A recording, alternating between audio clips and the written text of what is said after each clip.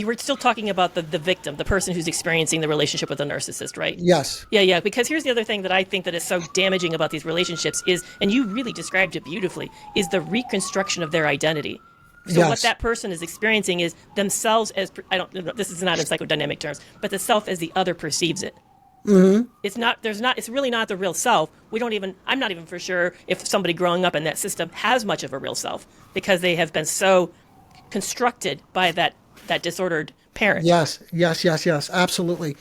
It's, that's why I typically, you hear narcissists don't change. Like you hear this so frequently, but I think what people don't realize is it's a slow process of change because look what you just mentioned.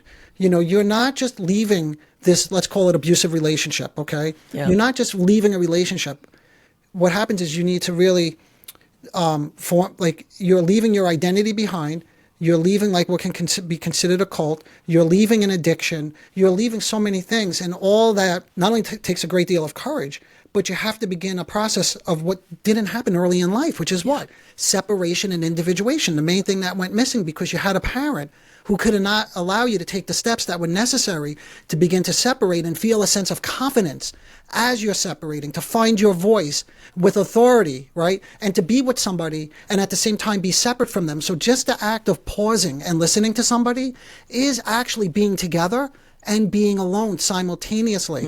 And that's why sometimes when I get guests on my own podcast and I talk about this and they're like, what do you mean we're supposed to sit there and listen to them? Like, that's ridiculous. You mean we're supposed to just sit there and get beat up? And I'm not advocating that.